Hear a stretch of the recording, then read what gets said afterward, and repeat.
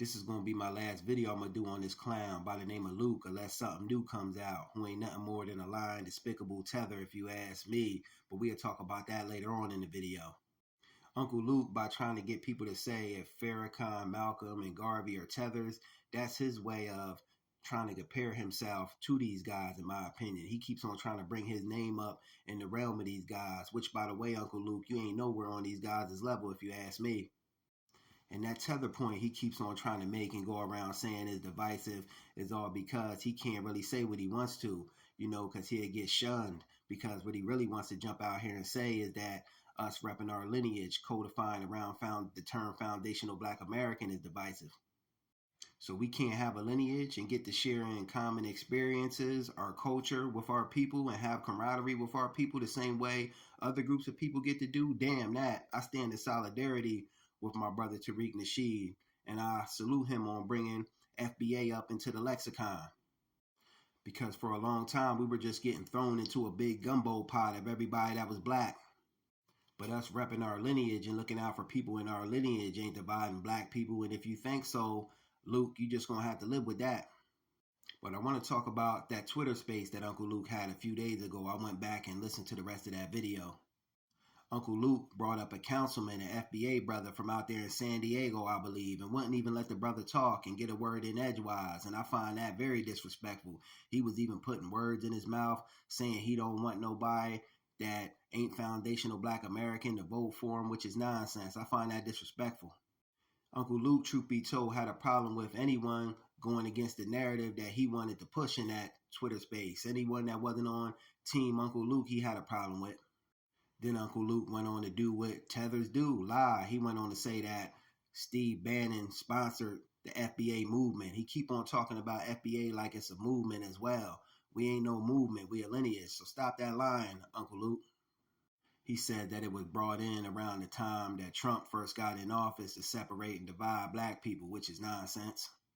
Then the FBA sister came up to speak. I believe her name was Annie, and she posed a question that no one on Team Luke could answer and would answer. She asked, why ain't there anyone of FBA lineage that ever made it into the White House? And I answer that question because they know if we get into the White House as a foundational Black American, we got ties to this land, and we know what's really going on out here on the grassroots, that's going on out here with the day-to-day Black folks that's just trying to make it and get by. And if we get up in a position of power like that, we got a different resilience, a different spirit in us, will and tenacity. And when we see our people out here on the streets hurting, we'll be able to see ourselves through the people, so it will force our hands into doing something for our people. And they don't want that done. Then Uncle Luke, being the typical tether Democratic shill he is, paid for, pushed, and promoted by the dominant white society in the Democratic Party, went on to ask our sister Annie, does she know about any of the policies Kamala Harris has? And Annie said that she went looking for the policies, even on Kamala Harris's website. She could find nothing. And then I guess Luke, being the typical tether he is, got mad and just dropped her from the conversation altogether. And I find that very disrespectful as well. You won't let somebody have an opinion contrary to the narrative you want to push. But if you remember when we first started this video, I told you there'd be something that we had come back to a little later on in the video. The latest degenerate activity that this no-good tether, Uncle Luke, is involved in is demanding that our young Black female rappers such as Meg Thee Stallion, Sexy Red, and Ice Spice pay him a finder's fee for dropping it low, doo-doo browning, rapping degenerate lyrics, talking about D-I-C-K and P-U-S-S-Y, insane. We, the Black community, definitely should have owed you something, Uncle Luke. We should have chastised you and held you accountable, truth be told. Because you damn sure facilitated the degenerate ratchetness stuff that was put on the Black women down there in Miami. And we caught blowback from this in FBA culture.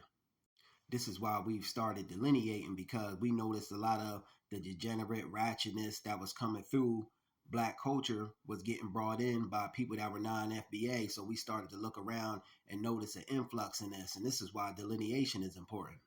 Because we don't want this kind of madness being pushed and promoted at young Black girls and boys. Instead of you demanding these young Black women like Meg Thee Stallion, Sexy Red, and Ice Spice pay you a finder's fee, Uncle Luke, what you should be doing is putting them up on game, giving them some knowledge, wisdom, and understanding. But you ain't got none. You still got the same mentality you got from 94 and 2004. You should be trying to put them up on game and show them that there's a better way, because they got talent, truth be told. They just got to have some balance in their lyrics and start pushing more of the positive instead of always the negative, because we don't want this kind of stuff promoted at the young black girls in our community. Man, I tell you, you got some nerve demanding that these young ladies pay you a finder's fee. Where the hell they do that at? It's even being said that Uncle Luke was robbing his black American artists when he had his record label. Yeah, Uncle Luke is clearly out of line and out of order, and if anything is dividing black people, it ain't Tariq Nasheed and it ain't our lineage as FBAs. It's the degenerate, booty shaking, booty popping, exploiting black women that you brought up in there through Miami and helped facilitate. Just my thoughts on the matter. Peace.